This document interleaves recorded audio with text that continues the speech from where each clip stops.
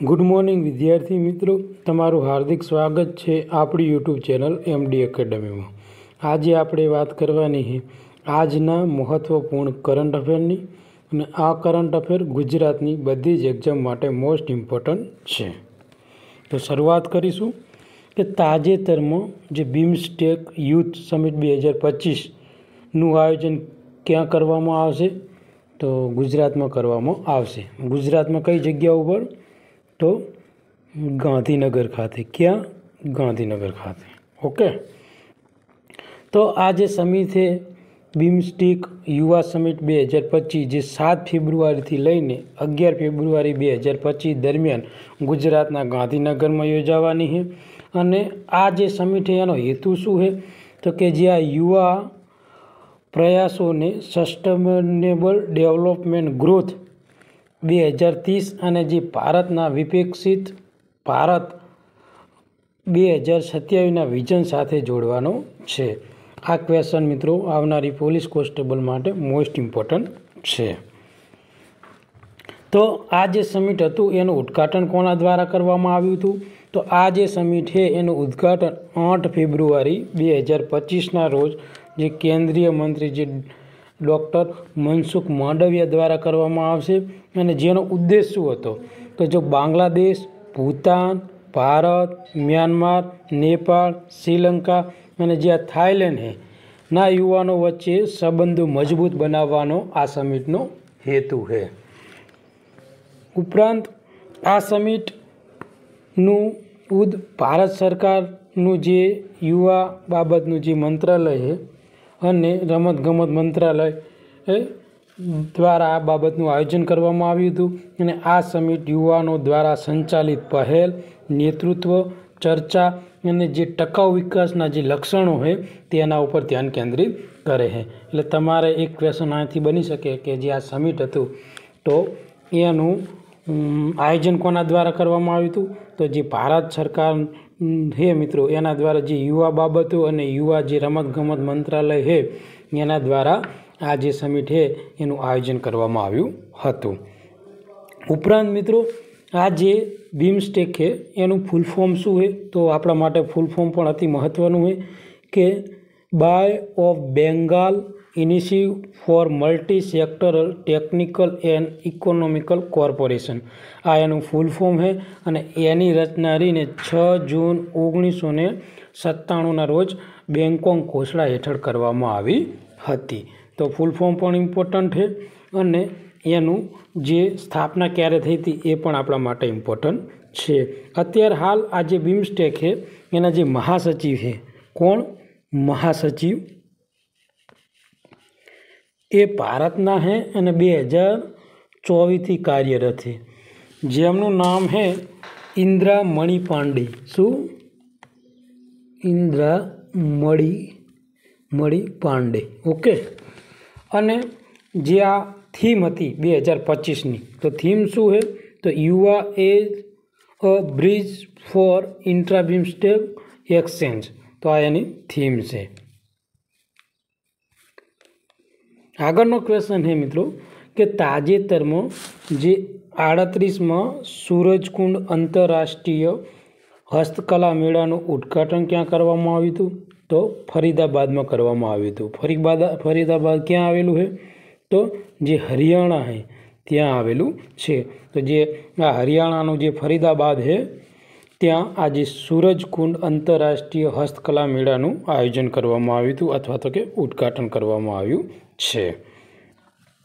તો 38મો સૂરજકુંડ જે આ આંતરરાષ્ટ્રીય હસ્તકલા મેળાનું ઉદ્ઘાટન ફરીદાબાદમાં તેના જે કેન્દ્રીય મંત્રી છે મિત્રો ગજેન્દ્રસિંહ શેખાવત અને હરિયાણાના જે મુખ્યમંત્રી જે નાયબ સૈની દ્વારા મિત્રો આનું ઉદ્ઘાટન કરવામાં આવ્યું હતું।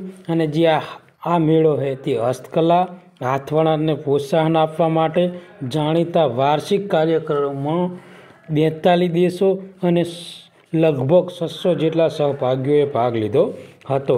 અને હરિયાણાની રાજધાની તમારે મને કોમેન્ટમાં કહેવાનું છે।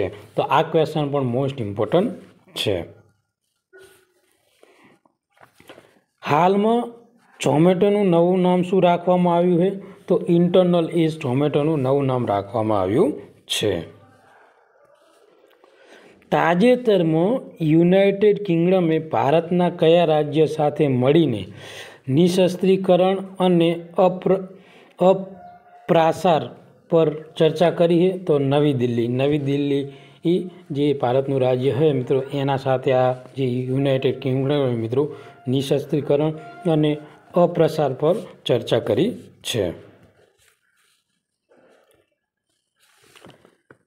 તો ભારત સાથે મળીને યુનાઇટેડ કિંગડમે 4 ફેબ્રુઆરીના રોજ આ નવી દિલ્હી ખાતે મિત્રો નિઃશસ્ત્રીકરણ અને અપ્રસાર પર પરામર્શ યોજ્યો હતો. અને આ ચર્ચામાં પરમાણુ, રાસાયણિક, જૈવિક શસ્ત્રો તેમજ લશ્કરી કામગીરીમાં કૃત્રિમ બુદ્ધિમત્તાનો ઉપયોગ સહિતના વિવિધ વિષયો ઉપર ચર્ચા કરી હતી. તો દિલ્હીમાં મિત્રો વિધાનસભાની ચૂંટણી થઈ છે અને ત્યાં જે આપ એનું સુપડા સાફ થઈ ગયા છે અને હવે ત્યાં ભાજપ સરકાર બનશે. તાજેતરમાં જે મિત્રો વેવ્સ છે મિત્રો એ 2025માં રજૂ થનાર AI સોલ્યુશનનું પ્રાથમિક ધ્યાન શું છે? તો ખોટી માહિતીનું શોધવાનું. તો મિત્રો આ જે વેવ્સ સમિટ છે 2025 મિત્રો, એનું આયોજન રહ્યું ને એ ફેબ્રુઆરી મહિનામાં યોજાવાનું છે અને એ પણ નવી દિલ્હીમાં યોજાવાનું છે. અને એનું પ્રાથમિક ધ્યેય શું છે? તો ખોટી માહિતીને શોધવાનો આનો મુખ્ય હેતુ છે.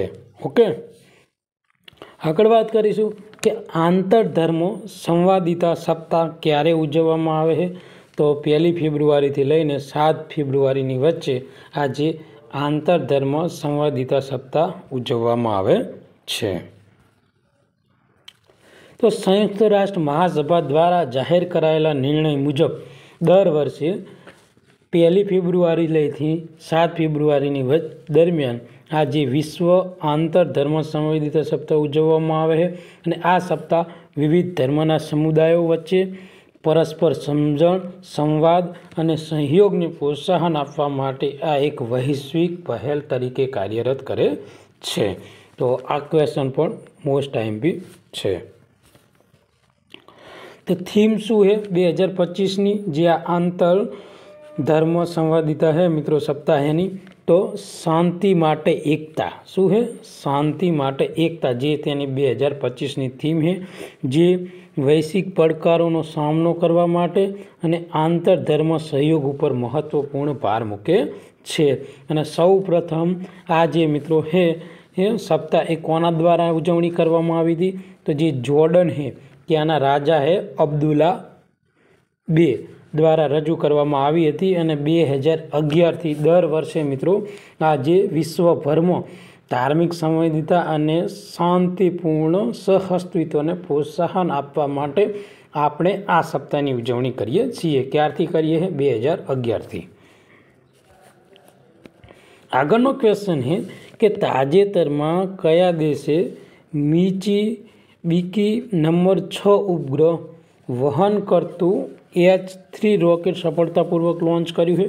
તો જાપાન દ્વારા મિત્રો આ H3 જે રોકેટ છે એ સફળતાપૂર્વક લોન્ચ કરવામાં આવ્યું છે. તો જાપાનમાં મિત્રો તેની પોઝિશનિંગ સિસ્ટમ વધારવાના પ્રયાસના ભાગરૂપે આ જે H3નું સફળતાપૂર્વક પ્રક્ષેપણ કરવામાં આવ્યું છે, જેમાં મિત્સુબિશી નંબર 6 ઉપગ્રહ હતો. કયો ઉપગ્રહ હતો? Mitsubishi number 6. અને આ ઉપગ્રહ જાપાન US ગ્લોબલ પોઝિશન સિસ્ટમના સંકલન માટે મહત્વપૂર્ણ છે, જે સેન્ટીમીટર સ્તરની ચોકસાઈ સાથે ઉચ્ચ ચોકસાઈ સાથે ડેટા પ્રદાન કરે છે. આ ઉપરાંત મિત્રો આ જે પ્રક્ષેપણ છે એ જાપાન એરોસ્પેસ એક્સપ્લોરર એજન્સી, જેને આપણે જાક્સા દ્વારા જે કાગોશીમા પ્રિફેક્ચર અને જે તાગાશીમા સ્પેસ સેન્ટર દ્વારા કરવામાં આવ્યું છે. અને જાપાન તેની નેવિગેશન સિસ્ટમમાં વધુ સ્વનિર્ભરતા પ્રાપ્ત કરવા અને બાહ્ય જે GPS સ્ત્રોત પર નિર્ભરતા ઘટાડવા માટે આ જે મિત્સુબિશી ઉપગ્રહ છે મિત્રો એ સફળતાપૂર્ણ કાફલો કાર્યરત કરવાનું તેનું લક્ષ્યાંક છે. તો આ પણ ક્વેશ્ચન મિત્રો મોસ્ટ ઇમ્પોર્ટન્ટ છે. આગળ વાત કરીશું તો large area additive manufacturing system વિકસાવવા માટે કઈ સંસ્થાએ DRDO સાથે સહયોગ કર્યો છે? તો જે IIT હૈદરાબાદ છે એને મિત્રો આ જે LAAM જેને આપણે લાર્જ એરિયા એડિટિવ મેન્યુફેક્ચરિંગ જે સિસ્ટમ છે એ વિકસાવવા માટે DRDO અને જે IIT હૈદરાબાદ વચ્ચે મિત્રો સહયોગ થયો છે. તાજેતરમાં નીતિ આયોગે કયા રાજ્યમાં આવેલ સુષ્મા સ્વરાજ ભવન ખાતે ટુવર્ડ્સ વિકસિત ભારત 2047 કોન્ક્લેવનું આયોજન કર્યું છે? તો નવી દિલ્હીમાં મિત્રો આ આયોજન કરવામાં આવ્યું છે. કઈ જગ્યા ઉપર? જે સુષ્મા સ્વરાજ ભવન છે ને ત્યાં. તો 6 ફેબ્રુઆરી 2025ના રોજ નીતિ આયોગ નવી દિલ્હીના મિત્રો જે આ સુષ્મા સ્વરાજ ભવન ખાતે toward Viksit Bharat @2047 strengthening economy, national security, global partnership અને જે લો શીર્ષક હેઠળ આ ઉચ્ચ સ્તરીય સંમેલનનું આયોજન કરવામાં આવ્યું હતું. તાજેતરમાં જે નેશનલ સિમ્પલ સર્વેની કેટલામી વર્ષગાંઠ ઉજવવામાં આવી? તો 75મી વર્ષગાંઠ ઉજવવામાં આવી હતી. ભારત સરકારના આંકડા અને કાર્યક્રમ અમલીકરણ મંત્રાલય દ્વારા 7 ફેબ્રુઆરી 2025ના રોજ નવી દિલ્હીના વિજ્ઞાન ભવન ખાતે રાષ્ટ્રીય નમૂના સર્વેની 75મી વર્ષગાંઠ ઉજવણી કરવામાં આવી હતી. તો મિત્રો આજનું આ મહત્ત્વપૂર્ણ કરંટ અફેર આપણે અહીંયા પૂરું કરીએ છીએ અને જે કાલનું જે કરંટ અફેર હતું એના પ્રશ્નોનું આપણે હવે રિવિઝન કરીશું. તો હાલમાં વૈશ્વિક જે મોબાઈલ ઉત્પાદનમાં ભારતનો વર્તમાન ક્રમાંક કેટલામો છે? તો ભારત હાલ મિત્રો બીજા નંબરે છે. પ્રથમ નંબરે મોબાઈલ ઉત્પાદકમાં ચીન છે. પછી જે 38મી રાષ્ટ્રીય રમત છે એમાં મહિલા વેઇટલિફ્ટિંગ 79 મિત્રો જે 89 જે કિગ્રા વજન છે તેમાં 3 રાષ્ટ્રીય રેકોર્ડ કોને બનાવ્યા? તો તે મિત્રો રેકોર્ડ અને એ મહેક શર્મા દ્વારા બનાવવામાં આવ્યો છે. અને જે 38મી જે રાષ્ટ્રીય રમત છે મિત્રો એ તેનું આયોજન ઉત્તરાખંડમાં થઈ રહ્યું છે. અને આની પહેલાં જે 37મી હતી તેનું આયોજન 2023માં ગોવામાં થયું હતું. હાલમાં જે પેટ્રોલિયમ અને જે કુદરતી ગેસ મંત્રાલયમાં ડિરેક્ટર તરીકે કોની નિમણૂક કરવામાં આવી છે? તો સાગરસિંહ કલાસીની નિમણૂક કરવામાં આવી છે. આગળનો ક્વેશ્ચન છે કે હાલમાં 2025માં સ્ત્રી જનન અંગછેદન માટે શૂન્ય સહિષ્ણુતા માટેનો આંતરરાષ્ટ્રીય દિવસ કઈ તારીખે ઉજવવામાં આવે? તો 6 ફેબ્રુઆરીના દિવસે. હાલમાં કોલકાતામાં પૂર્વીય કમાન્ડનું મુખ્યાલય એટલે કે ફોર્ટ વિલિયમનું નામ બદલીને નવું નામ શું રાખવામાં આવ્યું છે? તો વિજયદુર્ગ. 38મી રાષ્ટ્રીય રમતમાં કયા રાજ્યમાં પુરુષની કબડ્ડીની ટીમે મિત્રો સુવર્ણ પદક એટલે કે ગોલ્ડ મેડલ જીત્યો છે? તો ઉત્તર પ્રદેશે મિત્રો ગોલ્ડ મેડલ જીત્યો છે. કોને હરાવીને? તો ચંડીગઢને હરાવીને મિત્રો આ ગોલ્ડ મેડલ જીત્યો છે. તાજેતરમાં કયા રાજ્યની વિધાનસભાએ કેન્દ્ર સરકારને રાજ્યવ્યાપી સામાજિક, આર્થિક અને જે જાતિ સર્વેક્ષણ કરવા વિનંતી કરતો ઠરાવ પસાર કર્યો છે? તો તેલંગાણા સરકાર દ્વારા મિત્રો આ ઠરાવ રહ્યો ને એ પસાર કરવામાં આવ્યો છે. તાજેતરમાં ભારત સાથેની સરહદ પર નવા વાડ અંગે કયા દેશે મિત્રો ચિંતા વ્યક્ત કરી છે? તો બાંગ્લાદેશે મિત્રો ચિંતા વ્યક્ત કરી છે. તમારે મને કહેવાનું છે કે ભારત અને જે આ બાંગ્લાદેશ છે બંને વચ્ચે કેટલા કિલોમીટરની સરહદ ધરાવે છે એ તમારે મને કોમેન્ટમાં કહેવાનું છે. તાજેતરમાં કયા રાજ્યમાં વોટ્સઅપ પ્લસ આધારિત ગવર્નન્સ પ્લેટફોર્મ જેને આપણે મન મિત્ર તરીકે ઓળખીએ છીએ તેની શરૂઆત કરવામાં આવી છે? તો આંધ્રપ્રદેશ દ્વારા આ જે મન મિત્ર પ્લેટફોર્મ છે તે વોટ્સઅપ આધારિત ગવર્નર પ્લેટફોર્મ મિત્રો શરૂઆત કરવામાં આવી છે. અને આજનું આ મહત્ત્વપૂર્ણ કરંટ અફેર આપણે અહીંયા પૂરું કરીએ છીએ. અને જે વિદ્યાર્થી મિત્રોને જાન્યુઆરી મહિનાની કરંટ અફેરની PDF જોઈતી હોય તો આપણે આપણા ટેલિગ્રામ ચેનલમાં મૂકી દીધી છે. તો વિડીયોના ડિસ્ક્રિપ્શનમાં આપણે લિંક આપેલી છે, તેમાં જઈને ટેલિગ્રામમાં જોઈન થઈ જવા વિનંતી. તો આજનું આપણે અહીંયા કરંટ અફેર પૂરું કરીએ છીએ. તમને આ વિડીયો ગમ્યો હોય તો લાઈક કરજો, શેર કરજો અને તમારા બીજા મિત્રોને મોકલજો. Thank you. ધન્યવાદ.